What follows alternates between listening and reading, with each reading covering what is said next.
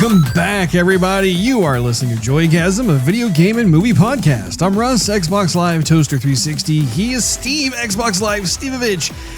And we endorse this podcast in episode 187 today, August 20th, 2020. We have two main topics that we are going to be discussing after our Howdy Doody time. One is the fact that there is DC Layoffs and DC Fandome, which is their online event that's going to be transpiring in the coming days. And the second, which I'm going to consider to be a quasi topic of the day, is Halo Infinite, delayed until 2021. And finite. Exactly. Which you can fast forward to if you look at the timestamps located in the detailed section below. Steve, it is once again that time of the week. And no, I don't mean a period. I mean, we are together again. Mano y mano. Bro y bro. Time to leave the family loved ones behind and come on up. Act like a fool. 2L Studio. Exactly. We still need snacks up here. We still need some drinks. Still need. I got my drink. Well, I'm talking like a little fridge. Oh, a little freezer. Yeah. So you don't have to go downstairs to get something. You're like, oh, you know what? I'm gonna pop open here and I crack up. It's in the long-term plan. That was pretty good. Hey, people are not gonna be able to hear that. They're in the car. It's the effort that counts, Steve. Yeah, that counts. But yeah, I know what you mean. And don't worry. At some point, maybe not today, maybe not tomorrow, but maybe the day after that. You never know. But I do plan to have some semblance of a mini fridge or something up here for sure. You know, at least a trash can would be good. You know, a little waste bucket. Yeah. That's another, you know, that is probably more the near term. I would say definitely not today, but maybe tomorrow. Yeah. That I can acquiesce. So how was your week? You know, Russ, I actually began watching the last season of 24. The last season. Said I was gonna, and I did. That I hear is a relaxing show. I hear it's great when you have high blood pressure. Right, to actually, lower it. so that brings me to tell you something. Oh. So You find yourself in a Zen state while watching Jack Bauer. Pretty much. Yes, actually, I do. So I took my blood pressure before I watched the show. And I took my blood pressure after I watched the show. Two episodes. Mm-hmm. My blood pressure was lower after watching 24. Well, perhaps it's due to the fact that Mr. Bauer is able to be a loose cannon and express himself in a myriad of different ways, and perhaps you are vicariously living through that. Possibly. Able to expel some of the pent-upness that is inside yourself. Or it's just the fact that I know everything's going to be okay. You know, Jack Bauer's got her back. At least in the next 24 hours. Yeah.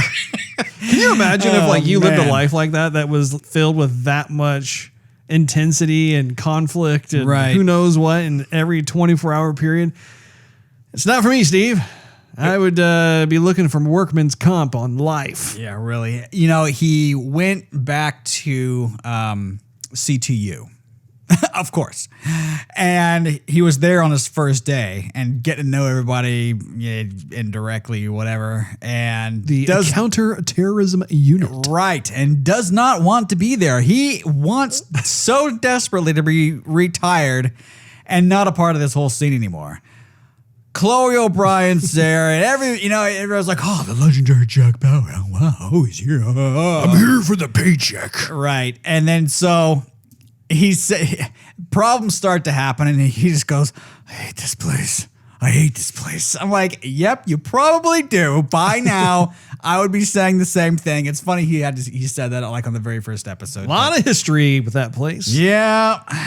I actually have a friend who met Mr. Kiefer Sutherland. Really? And apparently he is just as cool in person as he is in his alter egos on screen. Doubt it. I don't doubt it. Wasn't he at the last, not Dallas Expo, I think the one before that.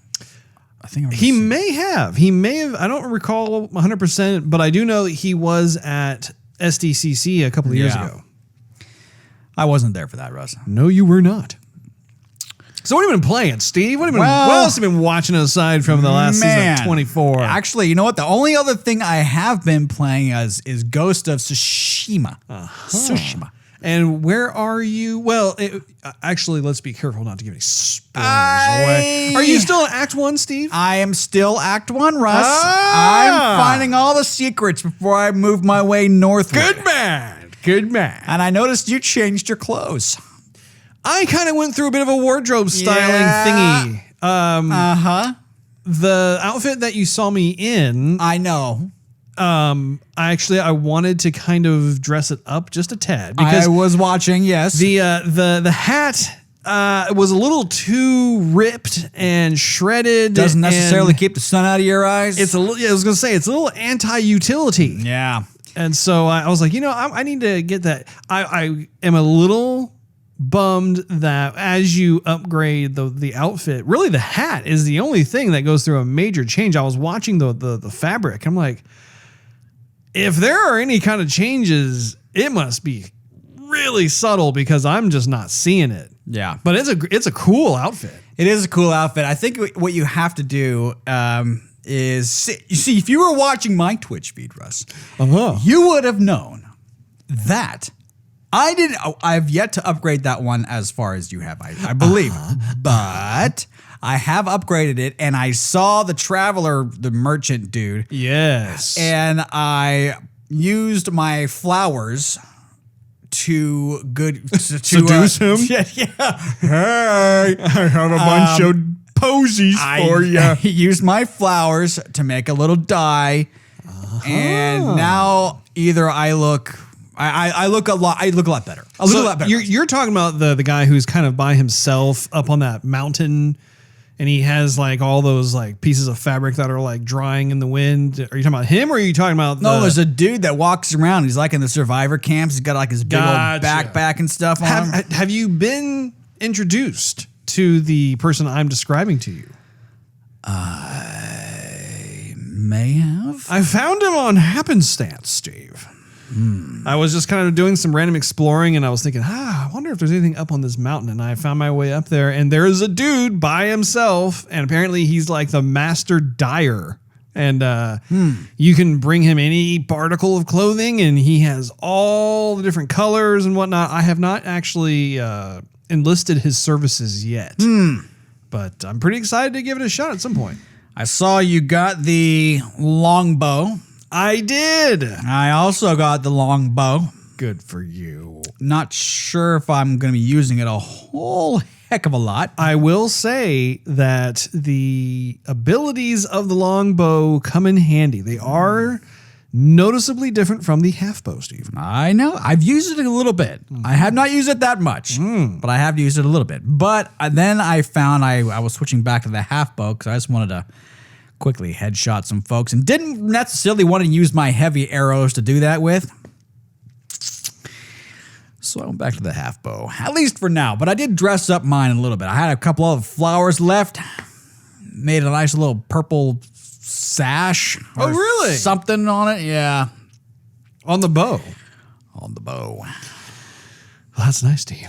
That's really nice. You know, one of the things about that game that I wish. Yes, I do. It's a little dinky. I don't know, like gripe I have. But what is it? So when I'm traversing the various places of the island, all the shiny grass and mist and sun shining through. Yeah. I have found quite a bit of supplies. Yes. So I'm a little confused, though, because when I go to any of the smiths, whether it's the one who works on the sword or the bow or the armor, whatever it is, I'm surprised at the amount. For one thing, we don't know what the supplies consist of. It just says supplies. Right. So here I have like I don't know, like 2,000 supplies.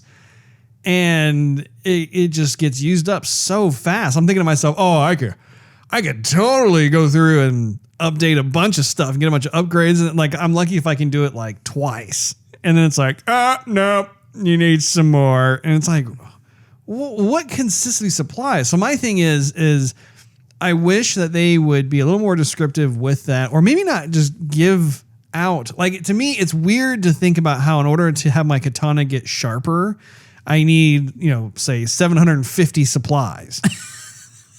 I mean, how on earth do I even like realistically carry that around on my person? I would be beset by like all this weight and who knows what. I mean, it would be dragging behind me. I couldn't run or fight or do anything. I mean, even on my horse, and the supply itself, like, I mean, those things, they're a pretty good size when you pick them kind up. of a fanny pack. Yeah.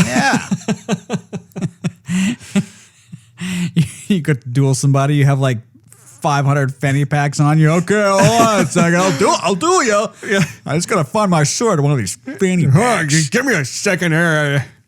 You're not gonna be able to poke me at all. I got too many fanny packs. By the way, the guy who you fight when you get the longbow, Yes. I thought I was gonna be able to take his mask. Oh, he did have a memorable mask. He did, but I don't have it, and I don't know if you have it. No, I don't think it was ours to take. Russ, have you ever watched my Twitch feed? I have. But I mean, like, sometime in the last 3 weeks. Yeah. Oh, really? I have. Okay. All right. Yeah, well. I believe you. I believe you.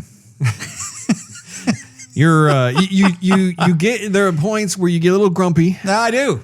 I wouldn't say frustrated necessarily, but I would say minorly annoyed. Yeah. I think I have to, well, yeah, no, you're right. I think it would be better if, you see, sometimes my wife goes to bed and I try not to talk too loud Which is odd because you don't have the TV in the bedroom. I don't. It's outside the bedroom, but I mean, I'd hate to talk so loud and go like, fribber frabber. And like have my wife wake up and be like, is everything okay? Oh yeah, I just play the game. Hey guys on Twitch, that's just my wife. Back to the game. So I try to keep it a little bit low. Is she a light sleeper? Because she strikes me as like being able to sleep through quite a bit. I think she is a little bit of a light sleeper, yes. From my limited time of sleeping with her. Mm-hmm. Well, in my experience, wait, what? Let's talk about it. No. So anyhow, that's been about it. I haven't played too much else beyond that. I've been trying to make another deck, a decent deck to avenge myself from getting slaughtered by my buddy. Mm-hmm. But I don't want, and he's been asking to play again. I'm like, no, dude, I haven't, like, I know your deck is better than my deck. Like, why am I going to go play you? You're just going to like slaughter me again. I don't. You're tucking tail and running away from your bro. My limit of being slaughtered has been met. I don't want to get slaughtered more. I want to figure out what's going wrong, fix it, and then come back. And this is someone who you work with? Yes. So does he like come over? He's like, "Hey, how was that game last night?" Like, is he starting? He to gloat? Let it go. It's been like a week, and he's like, "Hey, how's it going? You walking a little funny today, huh?" I'm like, jeez. Does he listen to the show?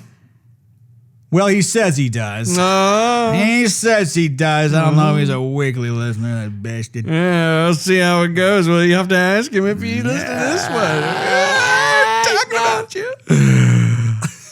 Anyhow, how's your week been going, Russ? I hear you've been quite the busy bumblebee. Yes, there's been quite a bit going on. I have been, of course, been playing, Speak of Legends of Runeterra. I have been playing that nonstop. You don't say. I've been also keeping tabs on their Twitter, just because they have been, as I suspected, doling out like more and more teasers of the new champions that are coming out.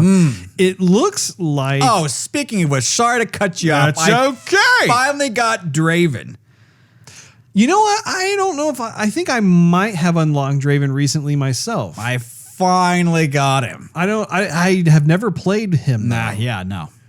That's really funny that you say that because I think I just unlocked him as well. I don't know if I have just one copy of him or two. I don't think I've ever seen him be leveled up either, to be quite honest. It's pretty rare. And I think in my case, it's because I'm so adamant about just taking him out ASAP. Like, I don't want, he has leveled up and he gets hard for sure.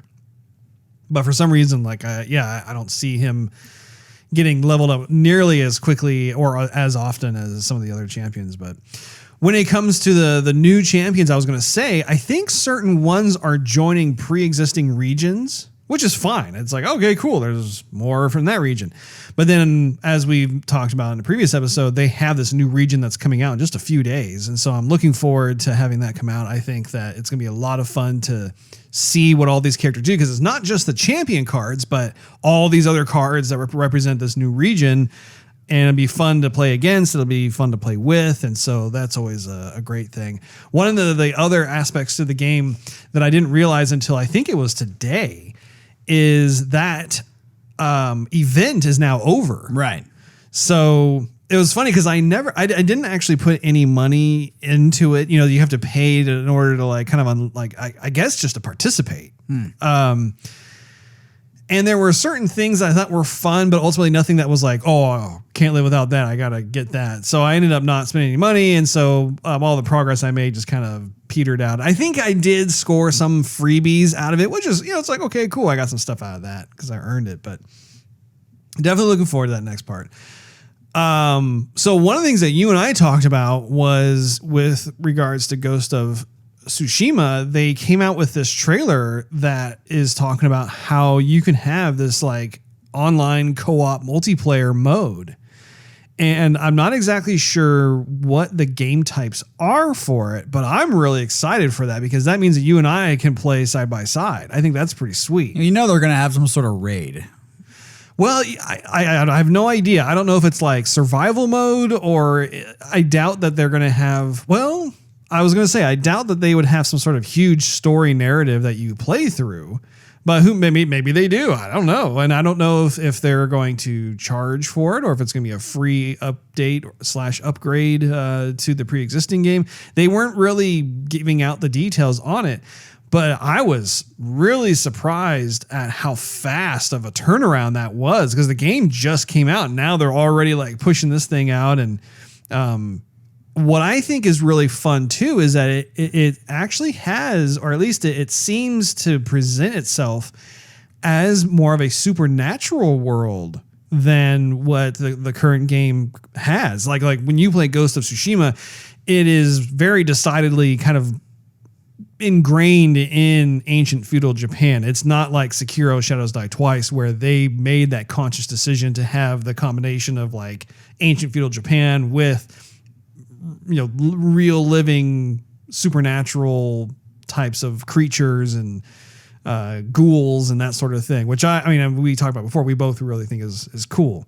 So I'm very much looking forward to when this comes out, because I think you and I should definitely play it. I'm trying to figure out like who else we can invite to take control of the remaining two characters.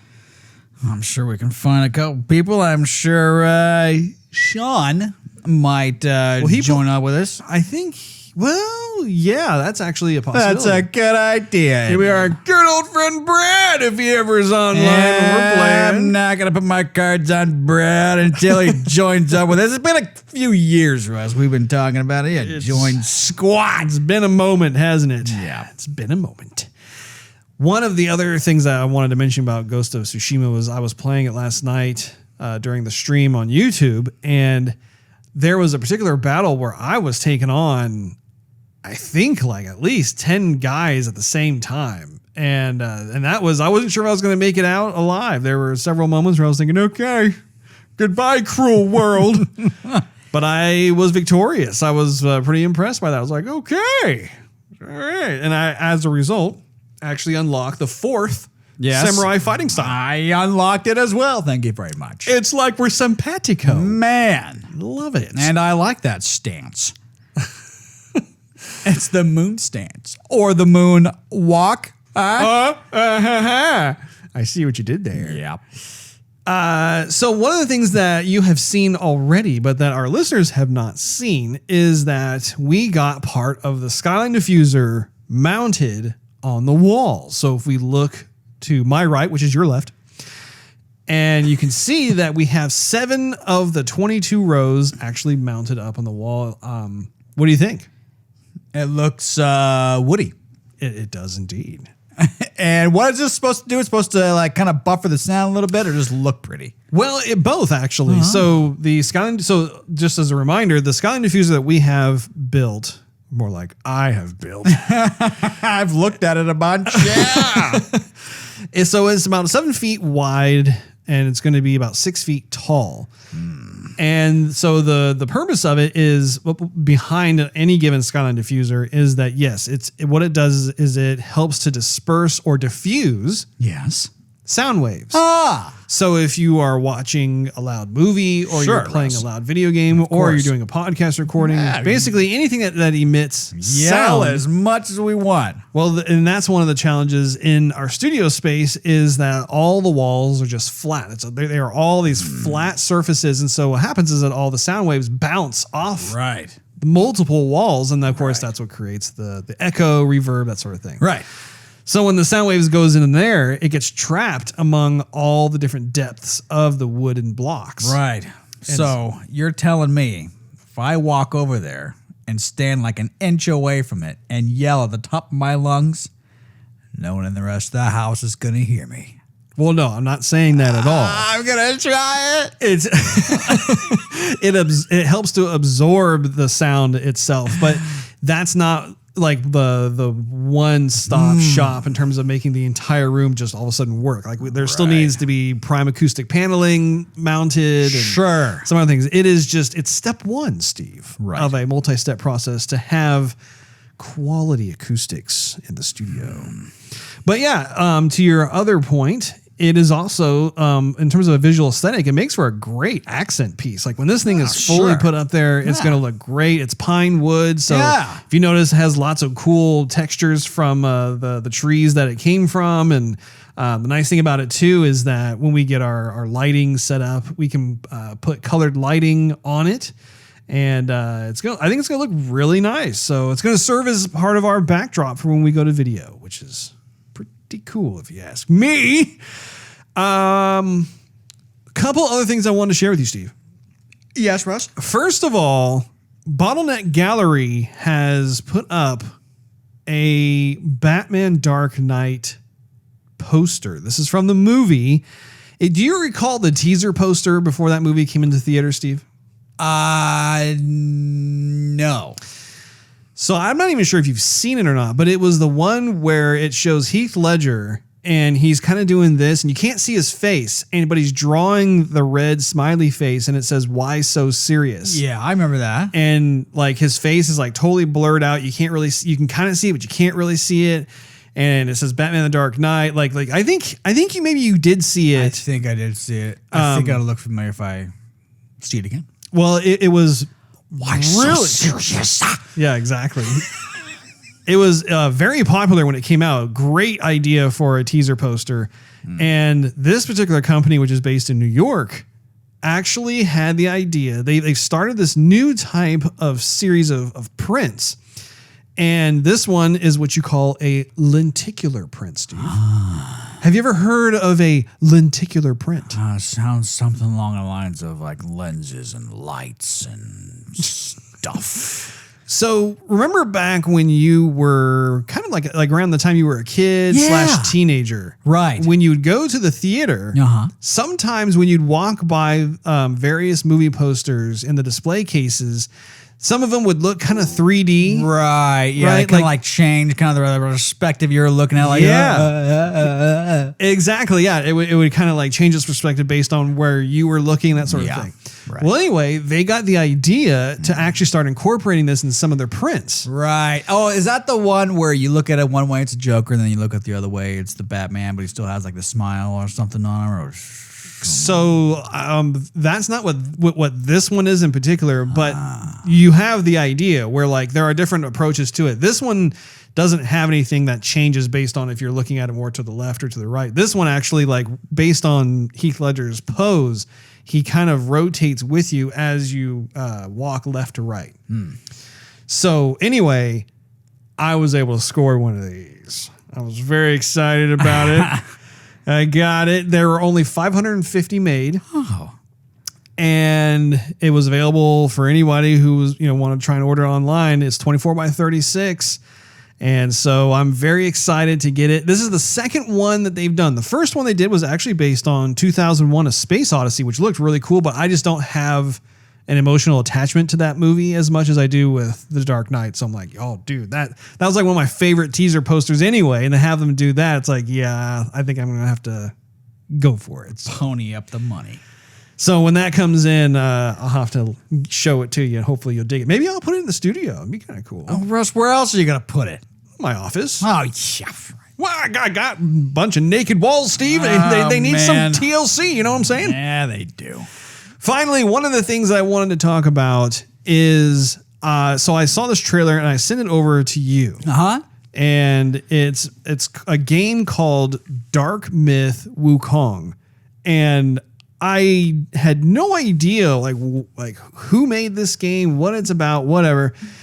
But I ended up watching it and was completely blown away by everything that it showed. They were showing pre-alpha footage. And one of the things that struck me right off the bat was at the very beginning, they had a pretty descriptive sentence that was talking about, hey, this is pre-game alpha footage that was actually taken directly in, like you can tell that they learned from a lot of the E3 dog and pony shows about like how some people will try and do some wordsmithing or whatever and make you think that what you're seeing is in game, but it's actually not. But they were saying in this particular trailer, like they were spelling it out, like this is the game. This is not a cinematic or anything like that, So I was like, okay. And then you get introduced into this world, and the world is gorgeous. Like the art direction is absolutely amazing. The premise, from what I can tell, is you are the world itself looks like it's some sort of fantastical realm where, again, it takes place kind of in that more, I don't know if it's supposed to be in ancient China. I think that's China. Okay. Yeah, I have a feeling it's China. And you are this humanoid type of martial arts hero character that is kind of like a monkey humanoid type of character. And what I think is so cool is that all the other characters that you come across, for the most part, they are also like these fantasy oriented looking creatures, like some sort of like tiger lion thing that's kind of a humanoid, but not. I mean, like all the characters just look really cool. Like there's a lot of visual appeal to them, and the ancient garbs they're wearing and stuff just look real beautiful. And the combat is super cool as well. But to back up a little bit, like what struck me was interesting was like, if you recall at the beginning of the trailer, it shows this bug that's flying in the air, and you're like, okay, it's kind of a fun way to introduce the world and stuff, and you're flying around. And then you come to realize that's you, like that is your character because it's some sort of magic trick or something. And all of a sudden you go poof. And then you're like this like monkey dude. What'd you think about that? Yeah, I thought it was pretty cool at the beginning. I didn't know what to really expect, and I thought something's got to happen here. I mean, we're flying around a world. I mean, I'm on a bug. Am I riding the bug? Am I the bug? Is someone going to squash me? Is this like this part of the same feeling too? Like, am I getting squished? So, I mean, what it seems like is, I remember I was trying to think of this movie that I watched kind of recently with Jackie Chan, where they had some of these mystical Chinese like storybook characters, like that monkey man that you saw. Yeah, I remember Jet Li played that character. Oh, really? Precisely in the movie, right? Okay. So I don't think they're all made up characters. I think they actually are like not famous, but known like figurine characters in China. But no, it was pretty crazy. It looked like they were. Did they say they were using Unreal? I mean, It was all like in Chinese, but I could have sworn I saw it somewhere. Yes. No, you are correct. They're not actually using Unreal 5. They're using Unreal 4. Yeah. I did some research into them, and so apparently, from what I know, so the developer is actually from China. Right. Which is a big deal because China really doesn't have a whole lot of developers. You know, the most of the gaming developers come from either Japan or the United States or Europe. You don't really have China representing a whole lot other than like, I think that they've done like some mobile games and that sort of thing. But like to have a game that is for PC and for, possibly for console. I think it is for console also. Is it? Yeah. One of the things I also heard about is that apparently, so the studio is comprised of a bunch of old Tencent employees, which makes sense because the company Tencent has invested in Epic Games. Therefore, they have a relationship with Epic and they probably got a lot of assistance in learning how to use the Unreal Engine. There's just the whole thing totally makes sense to me. But what did you think of some of those characters that you came across? Like we're not you, but like the hero as you're coming across. Like there were several one-on-one standoff battles. There were also a few of the kind of the crowd-based battles as well. What did you think of all that? The fire guy or the guy with like the fire staff. Yeah, that was pretty cool. Man, there's definitely a lot of lighting effects and other types of effects. The motion capture looked really good. Yeah, it did. I thought that later on when he was fighting that wolf or dog looking character. The huge wolf? Yeah. Yeah. I mean, you saw a lot of like the shadow of like his fur or whatever, what hair or whatever, move around. I mean, it wasn't just, what we're used to today where you see like the individual hairs, but they don't actually have. It had fur simulation. Exactly. Like with him moving around. And it was backlit beautifully. Did you notice that? I did. The fire one, when I was hoping that he would kind of catch him on fire because he's wielding like this fire bow. And he did, but the fire, at least through my iPhone 7, that part looked kind of sort of so-so. Yeah. But by the way, you really should watch that trailer on like a computer screen or something because I mean there is a ton of detail. Yeah, you sent it to me this afternoon. I'm like, okay, I'm gonna watch it on my little 7-inch screen here. I'm like, okay, cool, that looks great. But I imagine I definitely want to see it when I get home, and be able to turn it up pretty loud. Did you notice too how the hero was able to actually change up its fighting style? It looked like you could wield different types of weapons, right? And the vanquished foes, I think you take their weapon and can use it in the future. At least that was the impression I got while watching the whole thing. But and then also when it came to different types of magic you could do, apparently it's being billed as like an action RPG, which again, I think is really cool. But like, did you see that one part where he's fighting that giant wolf and he does some sort of magic thing that causes him to split into like 10 versions of himself and they all go attacking the wolf? No. Oh, you didn't get that far then. Yeah. When you get a chance, definitely watch the whole thing. Cause there's even like, did you even get past the wolf fight? I did. I mean, I saw he was like fighting in the clouds or something like that, or he has like some like very long bow. Yeah. There was, a lot of visual spectacle. The environments were really beautiful. The whole thing like just got me excited. Like I found myself thinking, this is the kind of next gen game that I wanted to see from Microsoft or Sony when they had all their game lineup. Like this game is pre-alpha. Like it's not even, to give you an idea, like pre-alpha is pretty much the earliest a game can be when you kind of show it off to the masses, because you go pre-alpha, then you go to alpha, then you go to beta, and then you go to golds. And each one of those phases takes quite a while to get to that official point. So the fact that they were showing it as early as they were means they're feeling pretty confident about where the game is at right now. And it shows, because I mean, even me watching it from this early point within the development, I'm like, dude, this has got my attention for sure. And I think the only kind of question mark is the controls. Like, are the controls tight? Do they feel good? Are they responsive? One of the other comments I wanted to make about it is that it did remind me a bit of Sekiro. Like that giant wolf fight, like that was totally like Dark Souls / Bloodborne / Sekiro in that regard. And that's totally fine, because I was a big fan of the art direction of Sekiro. I loved all the fantastical creatures and stuff that you had to take on and the boss fights and stuff. Like, this is probably one of the games that has got me most excited and it's not even going to probably could be out for another 2 to 3 years. If I had to guess, I would say it's probably another 2 to 3 years out before it comes out. But I don't think I've been as excited for a next gen title or just a new game coming out in general since probably Cyberpunk 2077. Like, I think that this game is seriously legit. And what's crazy to me is also, once again, it's coming from a studio no one's heard of before. Like, you have to I don't even know if they have a website up yet. And I think those types of stories are so fun to stumble upon, and IGN picks it up. I mean, it was like one of their main stories. And again, people are like, "Who are these guys?" You know, it's generating a lot of buzz. You know, when this starts to happen, you know, because we have like this game now, and then we had that the developer who made that game on the Microsoft show that they led with. Remember that with the shooter, yes, first person, yes. No one's even heard of who's making it, right? And was pretty much all the talk.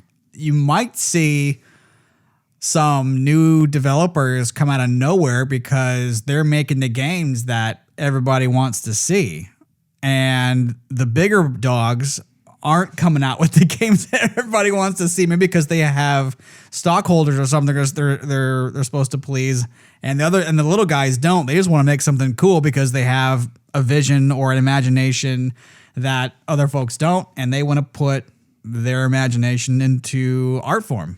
I think you're absolutely right. I think that this is the type of game where it feels epic, you know? And I am 100% for it. Like, I don't care where the game comes from. If you have an imagination, you want to put that into play and make a game, I don't care where it comes from. I will buy your game and I will play it. Oh yeah, absolutely. Absolutely. And I appreciate having that feeling once again of like, yes, like I'm really excited for this game. Like every shot I'm seeing, I'm thinking, yeah, give me more of that. Oh my gosh, look at that. You know, just when I think, oh, they're about to wrap up or whatever, they have more to show. And I think that was crazy too, is I think the entire demo was like 15 minutes. That's not bad once again for being pre-alpha. Like coming out of nowhere. Yeah. I mean, there was a lot in there that was like, whoa, okay. I'm digging it. This is looking really good. It's pretty impressive what you can do if you're the humble guy going, hey, I'm just gonna make something and throw it on the internet and hopefully, you know, someone, you know, get some clicks and some views, and versus like, okay, we're gonna have a show. We're planning this 3 months in advance, and then everybody watches the hype trains. They were all like, yeah, you know, okay, you got some cool stuff, you know, whatever, and then you know, Mr. You know, small guy goes, oh, I'm just gonna put this on the web and hopefully she sees it, and we're like, oh my gosh, this is nuts. All right, so the next story is DC Comics lays off reportedly, DC Comics layoffs reportedly affect a third of editorial staff, including the editor-in-chief. According to the Hollywood Reporter, the comic book powerhouse experienced a major shakeup on this past Monday, as sources claim that, quote, roughly 1/3 of DC's editorial ranks, end quote, faced losing their positions, with the editor-in-chief, Bob Harris, said to be amongst those that have exited as part of the corporate realignment. Other employees that have reportedly been affected by the company-wide layoffs include Senior VP of Publishing Strategy and Support Services, Hank Connaught, VP of Marketing and Creative Services, Jonah Wayland, VP Global Publishing Initiatives and Digital Strategy, Bobby Chase, Senior Story Editor, Brian Cunningham, and Executive Editor, Mark Doyle, who oversaw the rollout of DC's Black Label graphic novels. Amid the streamlining, Jim Lee remains DC Chief Creative Officer, which I was very happy to see because I'm a huge Jim Lee fan. DC Universe, the subscription service dedicated entirely to DC content, is also said to have been impacted by the company's restructuring efforts, with the majority of staff reportedly being laid off in a move that insiders claim was widely expected as Warner Media shifts its focus to new streaming service HBO Max, with some DC Universe shows already having made the move over to the HBO Max streaming platform.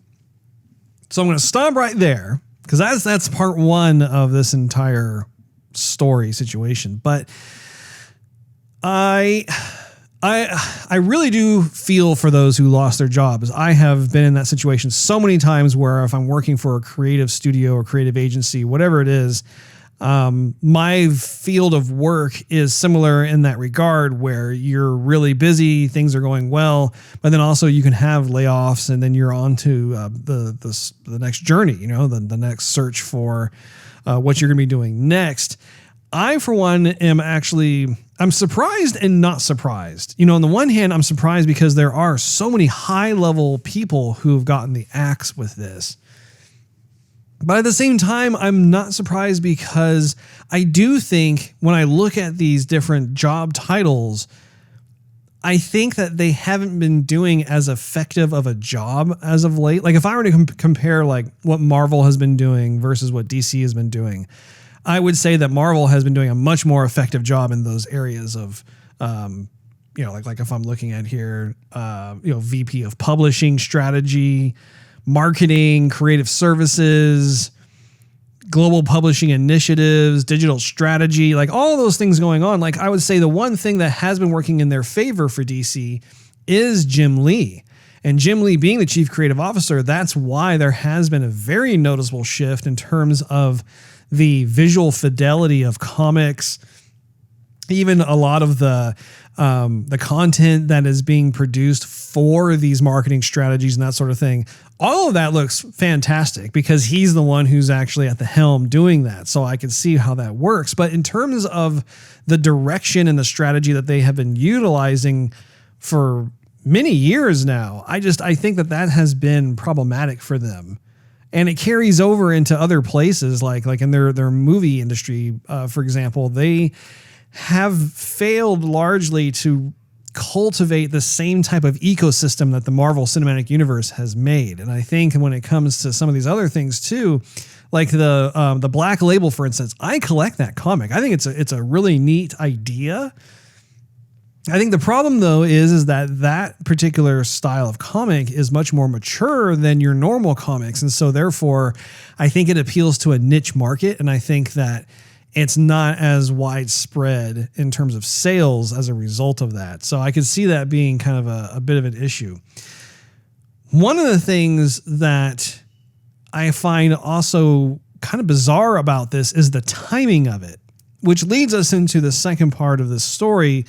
In that DC is going to be having what they call a DC Fandome, and it's their answer for the fact that the SDCC as well as other Comic-Cons have been canceled for the year due to coronavirus. So this is their way to have kind of like this online virtual presence where they get to still do a lot of the stuff that they would have on the roster during their scheduled appearances and that sort of thing. What's weird though is that it's supposed to come out, I think, August 22nd, if I remember correctly. And the morale has got to be in the toilet as a result of the layoffs that occurred. I mean, it's weird to me how they had the layoffs and then it's almost like they're trying to use the DC Fandome thing as like a morale booster, saying, look at all this stuff that's coming out. But I just feel so bad for the folks who did, in fact, get laid off from the company. What do you think about that? Yeah, I don't think, man, it's hard to say because at some point, DC, as well as any other company, reaches a time, hopefully never, but they'll reach a time when they have to trim the fat. And I wouldn't say, I hate that for me to be me, like, oh, it was the fat they had to cut off the body, it was the gristle. Exactly, like, thanks a lot. That doesn't make me sound good. But I think in a way, and I'm not knowledgeable in DC. I mean, I used to read a bunch of comics. The majority of them were Marvel, but I had no bad opinion with DC. I didn't avoid DC whatsoever. No. It was more so that DC was really dark at the time when I was reading comics, and Marvel was a lot more colorful, and so I kind of gravitated more towards Marvel. And plus, the Marvel had X-Men and some other characters. Yeah, the characters that you followed were more on the Marvel side. Yeah, but by and large, with the movies that have coming out, you have a lot of people who have not read the comics whatsoever, and they don't know any backstory at all. They just know what they see on screen. Yeah. And so I think because the Marvel movies have been handled so well that you have a ton of people who are buying Marvel, whatever it is. And so you're getting a lot of attention towards Marvel Comics and everything Marvel does, and not so much with DC. And with DC, there hasn't nearly been the quality of movies, whatever, that have been out. And I mean, stuff that comes out and just seems like it's a bit, I don't know what, I don't even. They've had some winners like Wonder Woman, Shazam. Yeah, but even the Batman movies, like the Christopher Nolan Batmans. Okay, right, but those Batmans are done and gone. Yeah. Batman went to Batfleck. Yeah. And that was terrible. And then they decided to get rid of Soups. So, and even with Aquaman, and Aquaman was okay. Aquaman was fun. It was a little corny, but it was fun. It's not the Dark Knight though. No, it's not. So if you look at it is Jason Momoa. It only goes so far. But if you look at the quality that was in like Man of Steel or The Dark Knight, and then you look at Aquaman or Suicide Squad or like anything else DC related, it does not hold near of a candle than what we've been seeing with Marvel. And Marvel can now take some of the like these liberties and making some jokes and having some silly moments in their movies and whatnot, because the majority of what they have to offer is quality stuff. To me, as a viewer who hasn't been following DC that much, I go to a DC movie and I want to be just as entertained as I am with a Marvel movie, and I walk out of there time and time again going, this movie was just... yeah, it was a chuckle and it was kind of fun, but I don't care to see it again. I don't care to go pick it up on Blu-ray. I don't care to look into it. Like, after watching... yeah? What's it called? It has a superhero in it. After watching Daredevil. I know that'll be edited out. No, it won't. Yeah, it will. After watching Daredevil, I want to go back and I want to get the comic. I want to read a lot more into it. I don't want to stop at the show. I literally don't, but I wouldn't have I wouldn't even have that interest at all unless I gave the show a shot. Yeah. And the show was so well done that I want more. I'm not at that place mentally whatsoever with DC. And I can't be the only one who thinks that way. And so if I'm not the only one who thinks that way, then that means it's affecting their profit margin to a certain point that they got to figure out how we're going to trim the fat. Well, and I think again, going to the different positions that were in leadership that did get axed, I do think that they need to have kind of a raw inventory of the areas that they definitely need to fix. They just got to improve upon it. And I'm not going to sit here and say that I claim to know, every single storyline that's going on with the comics or what they're planning on doing with the movies. But to your point, as an outsider looking in, someone who I'll pick up some comics from DC here and there. I'll go and watch their movies, that sort of thing. It doesn't take an expert or an insider to be able to understand how there are these areas that they need to fix in order to have or achieve the same level of success that Marvel has currently. But even saying that, I'm curious to see what this next phase of Marvel is going to be like, because they really did a great job over the last 10 years. I'm wondering if they're going to be able to continue that for the next 10 years. That's a big question, because some of the decisions they've made towards the end here and going into the next phase, I'm a little on the bridge with. So a lot of the characters that I love are not coming back, so now it's going to be kind of a toss-up. Now, going back to the DC Fandome thing, so there are 6 verses, if you think of like multiverse type of situation to choose from. So you have the Hall of Heroes, the Watchverse, Uverse, Insiderverse, Funverse, and Kidsverse. So those are the 6.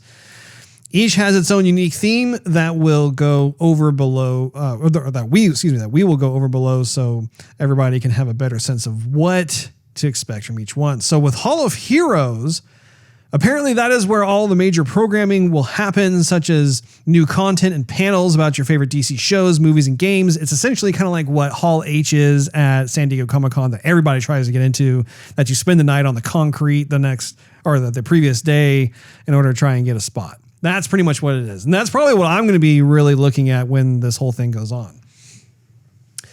Watchverse features 4 theaters,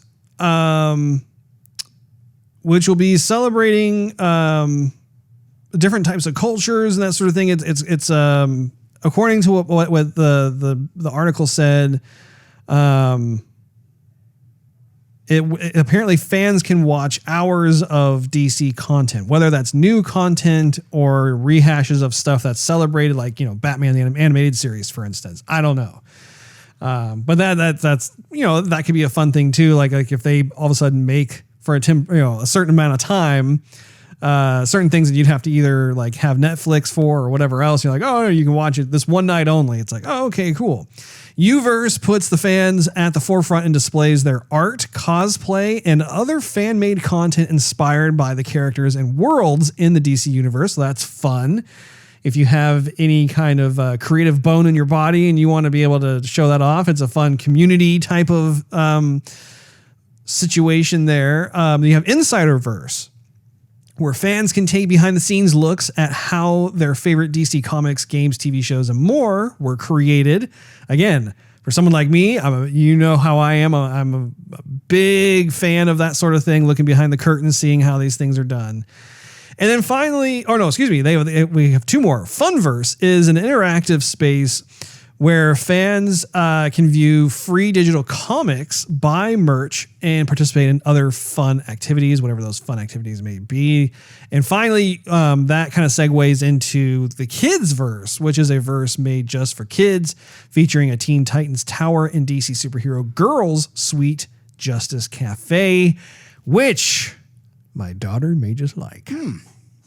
So, I mean, there's something for everybody. I think it's going to be pretty fun. And I think when I look at the schedule, for instance, Hall of Heroes has a ton of stuff. I mean, they have a Wonder Woman 1984 panel. I'm sure they'll probably have all the actors up there being able to answer questions and that sort of thing. So you'll get some virtual FaceTime with, like, you know, Gal Gadot and that sort of thing. There's Warner Brothers Games Montreal announcement. So this is one, if you recall, they probably are working on another Batman game. And a while ago on Twitter, they had that one tease, and it had like these different owl insignias or something. And it was like the Court of Owls or something like that is what they were calling it. But I think, according to what I'm seeing here, they're probably going to have their announcement of the Batman game that they're working on. And I'm wondering if it's going to be considered a next-gen title. So that'll be interesting. Which is different from Rocksteady Studios, who are going to be also debuting their game at this. So 2 different studios going to be showing off what they're working on, both of which I think it's safe to say we're both interested in. So they have all kinds of other things here as well. They have like a Multiverse 101 panel. They have introducing the Flash panel. That's also very interesting because I'm wondering if that's going to be movie based or if they're just going to be having more of a panel for the comic book. They have the Suicide Squad panel, and I've heard that James Gunn is going to be there, and we may see a glimpse of the project that he's working on in terms of the Suicide Squad sequel. In addition to that, my goodness, they have all kinds of things. They have Legacy of the Bat panel. They have some sort of surprise DC Comics panel, the Snyder Cut of Justice League panel. So, I'm sure that Zack Snyder will make an appearance there because they've been heavily hyping that. Black Adam panel, Aquaman panel, Shazam. I mean, you just go on the list. And if you guys do a Google search, you can find the entire roster that's going to take place. This is a multi-day event, so I can't go through. I don't have time to go through like each and everything on here. But that was just kind of a handpicked thing from the Hall of Heroes portion. You know, all 6 of them have different events and stuff. And what's nice is that they've actually articulated this very nicely in terms of like the time zones and a brief description of what's going on. So in a future Joygasm episode, we will be covering at least the major ones, like the insider stuff, the Hall of Heroes, that sort of thing, because I'm sure there will be quite a few different announcements from that. But what do you think of their approach to having this kind of online presence to make up for SDCC getting shut down? I mean, I think it works. I think the field was open for someone to step in and make it happen. And I think, again, fans definitely want to get out of the house and do something. And I mean, this is not something that just they're just going to click on their home computer screen, right? Like they're going to go somewhere. Well, I'm not exactly sure. My understanding is that the majority of folks can just go on the computer. Like you, I don't know if you go to a website or if you go to like YouTube or whatever it is, but I think they're going to be streaming this stuff. So you don't have to actually go anywhere. Now at the same time, I do wonder if they are going to have something available to have a certain amount of folks be physically present somewhere. That I'm not sure. Because if it's just something you look at on screen, I mean, that would lose a lot of the excitement because all of a sudden you're not like in the moment. You know, like for example, like if you watch a baseball game on TV, you talk to some of the fans of baseball, it's like, yeah, you watch on TV, it's one way, but man, when you're there, it's something completely different. I mean, it's kind of like if I asked you, like, you don't need to go to SDCC. You can just look at everything online. You're going to look at me and say, like, no, man, it's different. When you're there, you got to go back. You got to go. And I think, well, I could just look at it online. But my interest on it is not as high as yours, and your interest on it would not be as high if you were not there either. Yeah, no, you can never replace the sensation you get when you are actually at the event. Right. So, but I'm glad that if I can't go to something like that, at least I have this as a secondary. Yeah, true. But the sense of urgency, I would think, would be less, because if it's just going to be online, then what's the point of like, I got to camp out, I got to get there, I got to look at it. I mean, I still need to take you to an SDCC. You would freak out. I would. One of the things I also wanted to talk about is the Insiderverse schedule. So Insiderverse is going to happen on Saturday, August 22nd, which I believe is next Saturday. And man, I'm looking at the list here. Like they have designing the animated heroes of the DC universe. And then again, before I go any further, the Insiderverse is like the whole like behind the scenes, like how they do all this stuff. So artists around the world draw how I broke into comics.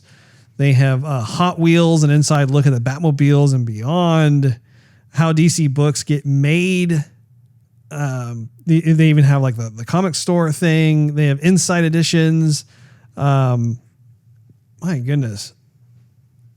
Yeah, there is so much to actually, I like I said, I would highly encourage everybody to check out what they have, because there is a ton of stuff in here.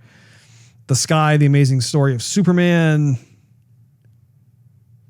Yeah, it would. I could easily, looking at all this, I could dedicate. Look, here's one: sleek, sexy, and sinister. The costumes of Batman Returns. Like that's like one of the things that they're going to be doing, is showing like the wardrobe stylists and the fabricators and stuff. Like super cool. Like how they went about making Bat suit and Catwoman suit and Penguin. I mean, yes, please, I'll be there. Anyway, highly recommend you guys check that out. But in the interest of time, we are going to segue into what is technically our topic of the day, which is Halo Infinite gets delayed until 2021. Steve. Yes. How do you feel about this? Well, I feel that it is the right thing to do. I think if I had a choice between, well, you can have it on launch day and it's going to look the way you saw it at the conference, or we could delay it and have it not be a launch title, but it's going to be a better game overall. I would say make it a better game overall, because I'm going to play the game a lot longer than just the quick enjoyment of having it as a launch title. What I think also is that I wonder whose decision it was. If it was Microsoft saying, okay, yeah, we got to work on this still, or if everybody was on board about how Halo would look with that trailer and went, yep, that's good enough to make the mark. Let's throw it out there now. The community will be okay with it. I wonder how it was behind the scenes, because when I saw the trailer, I was like, okay, cool, Halo, not too impressed. And then I would just search for Halo reactions online. I would just search for it, both on Google and on YouTube. And I didn't specify that search whatsoever. I just said Halo Infinite reactions. And the overwhelming reaction was like mine. Was kind of, not necessarily I hated it, but I was underwhelmed. Mm-hmm.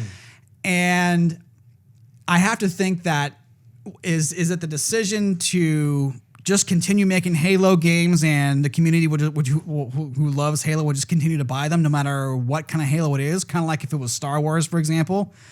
Like, because there's a community with Star Wars, they don't care about what quality standard it is. If it's Star Wars, you got my money, sort of thing. Where somebody like me, who's critical, I'm saying I need a certain quality level and a certain standard to be met to have an appreciation for the Star Wars. Mm-hmm. Well, the same thing was with Halo for me. And so I look at it, I think, okay, this was ready to throw out to the public, saying this is what basically you should expect when the game is released. And then when the community goes, no, we want it to be higher, and they go, okay, you all hate us now. That's the opposite reaction of what we were going to get. You did not expect that to happen. Yeah, exactly. And it makes me think, how would you not expect us all to feel this way? Like, who's pulling the strings back there where they say, yes, this is exactly what the community wants. This is the standard that's going to be approved. Let's go with it. So I have a quote from Microsoft that I'll read for you. This is Microsoft's full statement on the, this is the full statement. Never mind. This is Microsoft's full statement on the delay of Halo Infinite. Quote, today, I want to share an important Halo Infinite development update with the community. We have made the difficult decision to shift our release to 2021 to ensure the team has adequate time to deliver a Halo game experience that meets our vision. The decision to shift our release is the result of multiple factors that have contributed to development challenges, including the ongoing COVID-related impacts affecting us all this year. I want to acknowledge the hard work from our team at 343 Industries, who have remained committed to making a great game and finding solutions to development challenges. However, it is not sustainable for the well-being of our team or the overall success of the game to ship it this holiday. We know this will be disappointing to many of you, and we all share in that sentiment. The passion and support the community has shown over the years has been incredible and inspiring. We want nothing more than to play our game with the community this holiday. The extra time will let us finish the critical work necessary to deliver the most ambitious Halo game ever at the quality we know our fans expect. Thank you for your support and understanding. So they touched upon a number of things in here that kind of got my noodle running, I guess you could say. I think that it was wise of them to delay the game. Just based off of what we were talking about, what you were just talking about in terms of you're watching. First of all, we had the teaser trailer that came out, was it last year or the year before? I can't remember exactly which year it was. And then we had the game demo that happened this year. The overwhelming response is that the graphics fidelity just isn't there.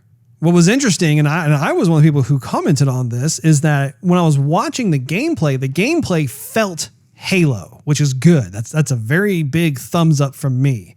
But the graphics were puzzling to me because they were decidedly retro, like as if they were still obsessed over wanting to recreate kind of the original Halo aesthetic. And that was something I was not prepared for, that I actually wanted to see something that was next gen, that looked more photoreal, that like we moving beyond. And we've talked about this in great detail in previous episodes. So it's interesting to me that they collected, like you said, the response from the community. And I really do believe that they took stock of kind of the general consensus of what was going on. And they decided, we really should not release this as a launch title. We need to go back a bit to the drawing board and be able to improve upon what we have. One of the things that come into mind immediately is the fact that they were talking about how there would not be any ray tracing in the game. That's a huge oversight because ray tracing is one of the main features of both the PS5 and Xbox Series X, where if you have that in place, if the ability to have real-time ray tracing in a game, that bumps up your lighting quality like crazy. That makes things look way more realistic, as evidenced by the Unreal 5 tech demo that we saw running. So I applaud them for making that decision because I do think it's going to help in the long term. Because if they didn't, I do think that there would have been more of a fallout. Because Halo 5, let's face it, Halo 5 was a disaster. It was, I mean, like the multiplayer component, which honestly I didn't even play. I was going to play it, but I didn't get around to doing it. I heard about how the multiplayer actually was good in Halo 5. However, I've played the story mode, the single player campaign of Halo 5. It didn't feel like Halo to me at all. I was very disappointed by that. So, and I know I'm not alone in that regard, but it's interesting how in their quote, they address certain things. Like, for instance, they talked about COVID.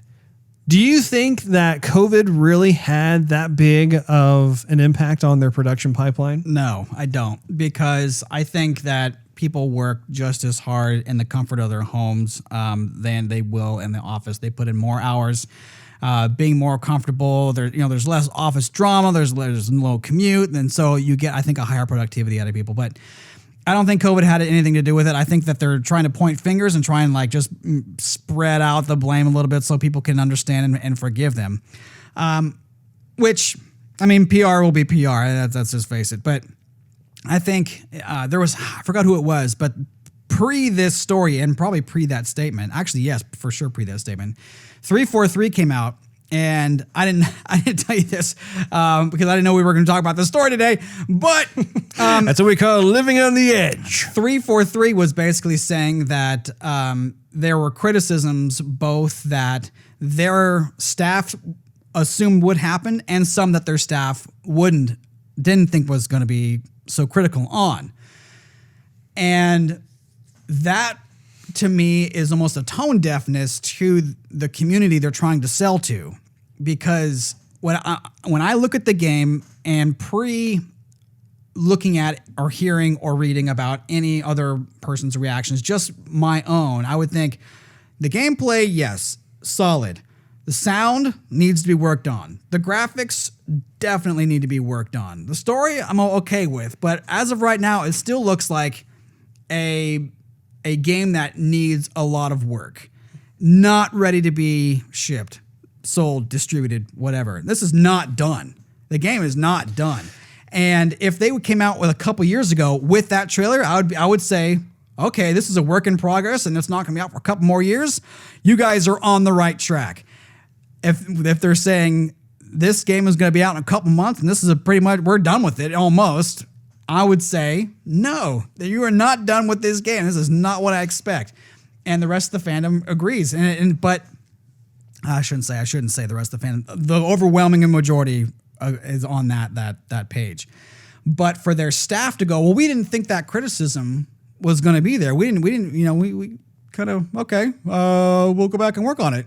They thought it was done. Like they thought it was good enough to go. Well, and I think part of that has to do with when you're working on any given game, you do kind of get tunnel vision after a while because that's all you're doing day in and day out. You're working on the game.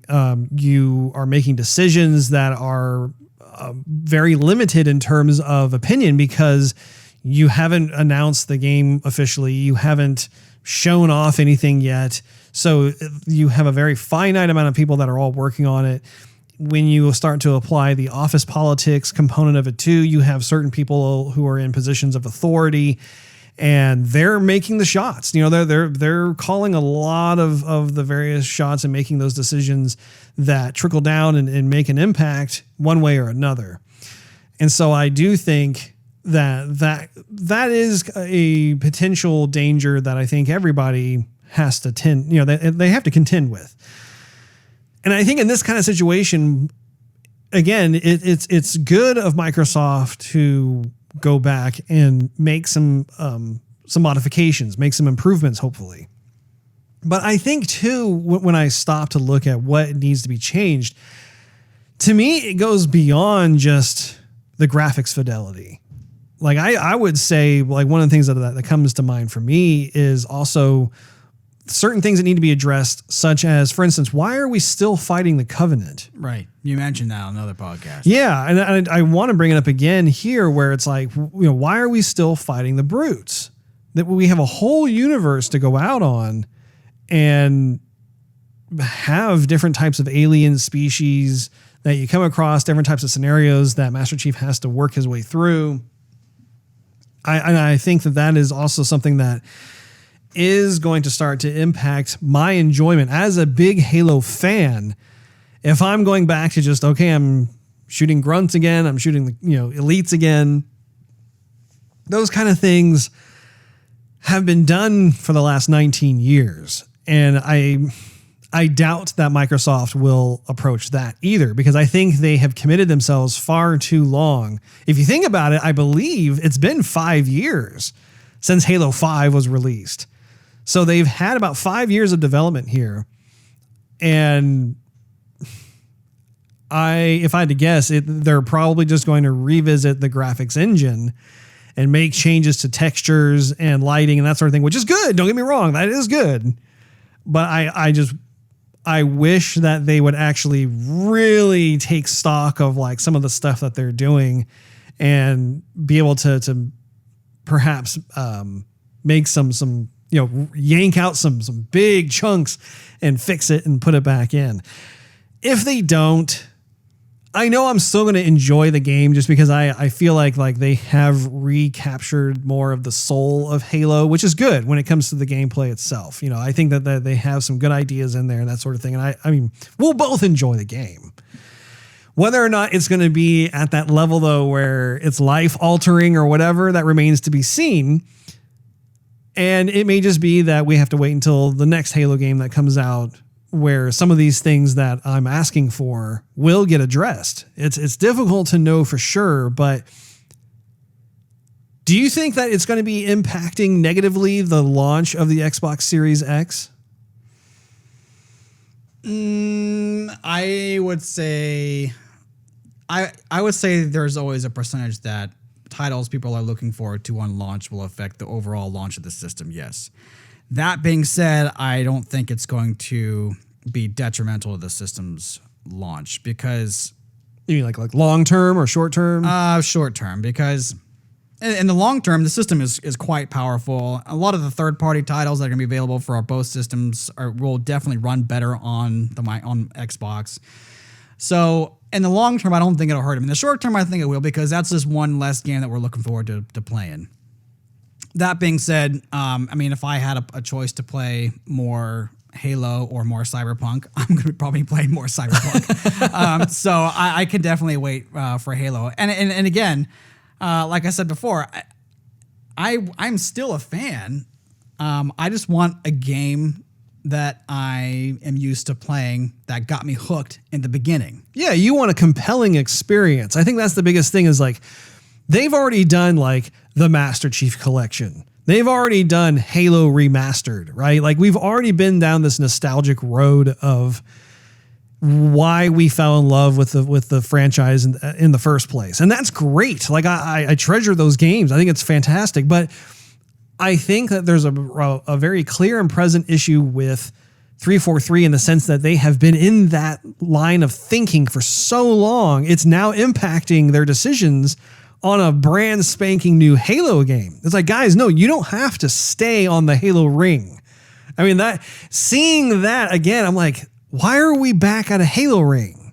Like, again, there's so many other avenues to take, but yet we seem to be desperately clinging to some of the original plot points and environments and visual aesthetics of the original Halo game. And I want to make it abundantly clear. It's okay to deviate a little bit from that, to actually make specific changes that enhance or take advantage of new technology and that sort of thing. And yeah, I mean, I think I've pretty much said it, but at the end of all things, though, if they need to take 3 months, take 3 months. If they need to take 6 months, take 6 months. One of the things I discovered, I was actually listening to Ryan McCaffrey, who he works over at IGN. Really enjoy what he has to say on a lot of different topics. He was talking about, he brought up the fact that Halo, if I remember correctly, he said that the Halo 20th anniversary is going to be next November. And that could actually be a perfect time to release a Halo game. So not only would they get like a full extra year to be able to work on the game, but it's very fitting considering that's a mark that is, you know, it should have some kind of pomp and circumstance, you know? True, but that's not enough time to rework the entire story, though. I mean, that's enough time to make the game look good and sound good, but if they're going back to formula, going, okay, we can't be on a ring. Where are we gonna go? They're probably not going to be able to have time to revamp all of that stuff. It'll probably, like you said, it'll be limited to graphics and sound and stuff. But at least they are wanting to address that, and my respect does go out to them as a result, because they could have easily just said, well, no, it's going to be a launch title, and because it's a brand new system, people are going to want a game to go with it, and we'll just collect the sales because it's a Halo game. You know, they could have very easily gone down that path, and I think that would have been the wrong decision ultimately, just because, like what we've been talking about, everyone who has seen it tends to make the same type of critique. Right. Here's what I would conclude with 343 is, if this is the third Halo game that they've come out with, if they can't fix it to be appreciated by more than 50% of the Halo community, I think they should sell the franchise. Oh, controversial. I think they should, because provocative. I can appreciate them wanting to keep the games alive. It's like, I mean, well, I don't want to go. This is gonna be like the podcast of analogies. I'm not gonna try and refrain from another analogy. But you have already played your analogy card, sir. Right. So I would love to continue playing the Halo games and not be stuck like with the Halo games they gave us and that's it. But if we're gonna continue playing new games, it needs to evolve into something else, like anything you would expect to evolve. Yeah. Like high definition TVs. Like we could be in 2020 and still be watching TV on CRT, but definition and technology and resolution has gotten way better. Thank goodness. So we would expect the same for our Halo. But if they can't do it by the third game, I would say maybe you guys don't have the vision that is needed to keep this series alive and reclaim the fire it once had. Right. At some point, you got to move on to other work. I mean, if they're not good at Halo, maybe they're good at the next game. I'm not saying 343 sucks. I'm just saying, like, hey, there's some things I'm good at and some things I am not good at. I couldn't do the creative stuff you could do on the computer. It would take me years. I would have to learn everything and figure out if I have the motivation for that, you know? But there's other stuff that I'm good at. Yeah. I'm just saying that's the same kind of thing for 343. I can appreciate them, and they have my gratitude for keeping the series alive, but I think at some point they need to give it to someone else who may have some other ideas they could implement. Well, and I think too, it's going to be nice to be able to hold off on final judgment of the game until we actually have it in our hands. We're playing it. We're checking out, you know, what's going on and stuff, because it could actually hit on a whole lot of marks and make us really happy for the most part. I think it's difficult to say. We're operating on very limited amount of exposure to it at this point. We have seen enough in the sense that we have, along with the rest of the community, voiced our opinion of what it was that we are assuming that they are showing stuff that they want to show, that like is probably some of the highlights of the gameplay the graphics. I mean, it's not like they're going to take things that are boring from the game. You're like, here, show them that at E3 or whatever. They're trying to sell it. Yeah, exactly. So we'll wait and see. Yeah, of course. We'll just wait and see. Of course, we'll wait and see. But I'm just saying it right now. If they can't hit it, I think it's time. That wraps up this episode of Joygasm. Make sure to tune in next week. Thanks for hanging out with us. If you enjoyed this episode, we invite you to check out patreon.com/Joygasm, which is spelled Joygasm, and consider becoming a monthly contributor. You'll get exclusive perks and early access to the show. Not to mention, it really helps us continue doing what we love to do. Also, you can follow us on social media and YouTube. Just do a search for Joygasm TV. Last but not least, search Joygasm TV on Twitch to see us stream our gaming adventures live every Wednesday night at 9:30 p.m. Central Time. We will see you next week.